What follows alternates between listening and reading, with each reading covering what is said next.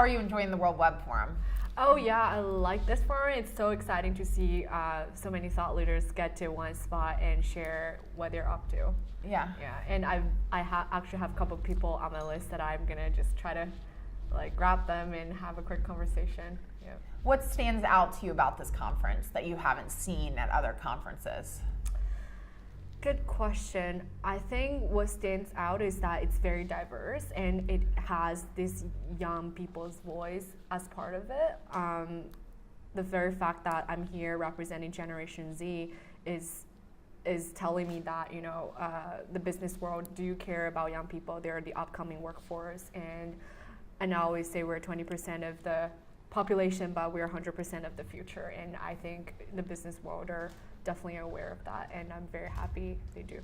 So speaking of Gen Z, you recently did a study on them. What are some of the, why are you studying them, and what are some of the insights that came out of the report?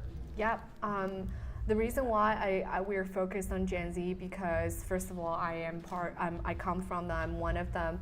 I interact with them daily, either during the normal work days with my interns or during the boot camps I run because I teach our company, GELI, Global Entrepreneurial Leaders Institute. We teach entrepreneurship to Generation Z. The data about them is readily available, and coming from a mathematics background, I just can't help like running analytics about the data. So as a result, one of the exercises we did is to run big data analytics. We used natural language processing, one of the topic modeling, one of the natural language processing technique and did semantic analysis over the large-scale text data we gathered from our report from the interviews. And the second of all, I really think Generation Z, our generation, deserve more attention from the public.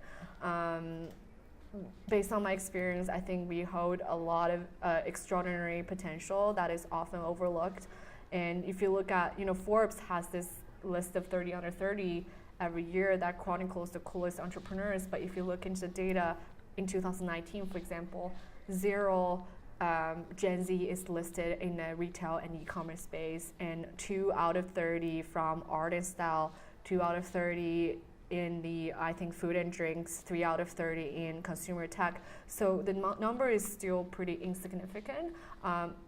Making to the list of Forbes is definitely a milestone, but I think although these 15, 16, 17 years old have not yet been subject matters or industry specialists, their entrepreneurial journeys and endeavors they make to discover their passion are unique stories and worth sharing to the public.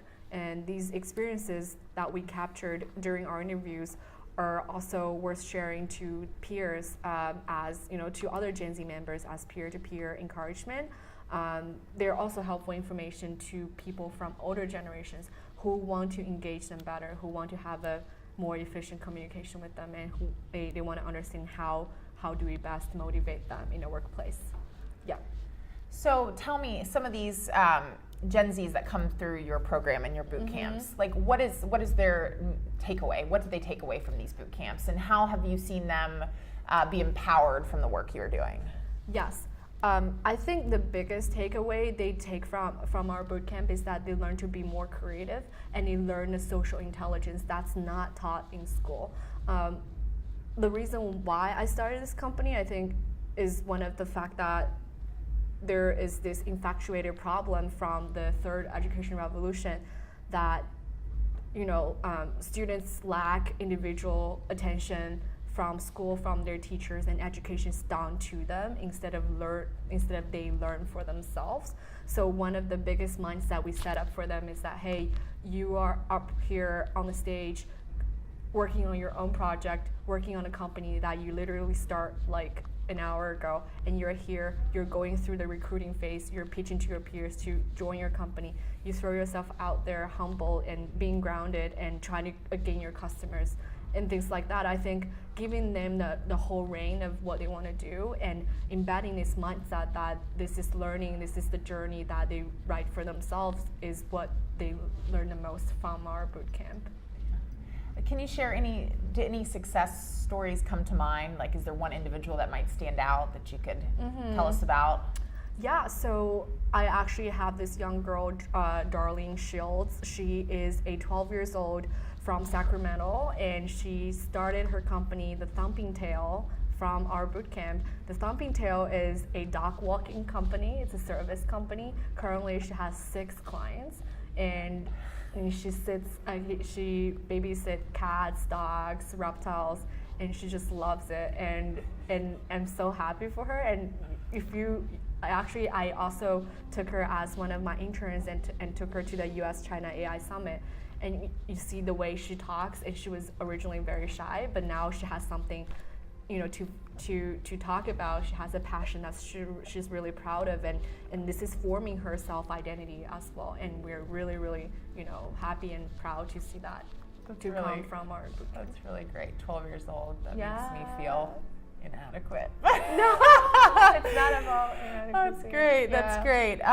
So, as a female entrepreneur, what are some hurdles you've faced? I know that you've started multiple companies in your 24 years, and you're still very young. So, what are some of the challenges you had starting a business, especially starting a business as a female?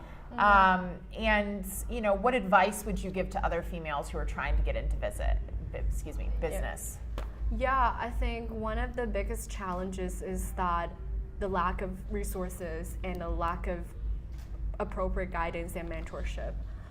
And this is so critical for an early stage startup, because it's so likely that you will give up halfway, especially you're out there doing this all by yourself. Having encouragement and referrals from industry experts and thought leaders can play a huge role in what you do. So having that mindset, like I have personally experienced that and come up with that lesson. And what I'm doing right now is, as I said on the stage, is to further build our gang network, which is GELI Ambassador and Influencer Network. And this network, the major activity of this network is to get all these young founders together. It's a community, it's your family. And we encourage partnerships among your own companies, and we get you in front of industry thought leaders and get you this exposure opportunity to talk about what you do, and likely there will be some chemistry and you can start forming mentorship. And also, so having these young founders keeping each other accountable is what I think can be so powerful to better their businesses. Sure.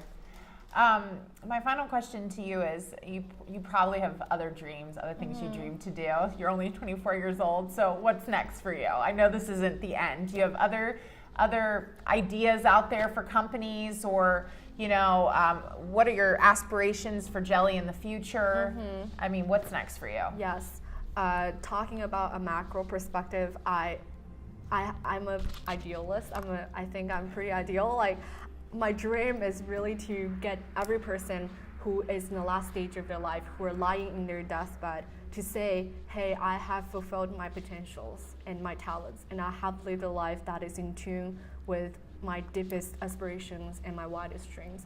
I think that's really ideal, I know, but given the fact that I come across with so many people who are experiencing half-life crisis and who are trying to seek this encore career, which is a career that is a combination of personal meaning, continuous income, and social impact. And a lot of people are looking for that, but they're too old, or they think they're too old to make changes. They think it's too late.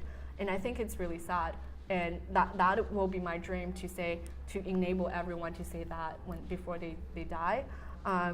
So potentially a venture capitalist, maybe. Oh, yeah. Maybe you could name it something else. Yes. That has a more positive connotation to it, Yes. So. But the other thing GELI really wants to do is a little bit similar to learning economy, is that to using big data to showcase the patterns of career paths in front of young people, so that we want to build a platform where you can type, hey, I want to be a software engineer 10 years later. And then you can see other people who have been there, who have done that, and how they get there. Yeah. I think this is something AI and machine learning can play into and do good to the society.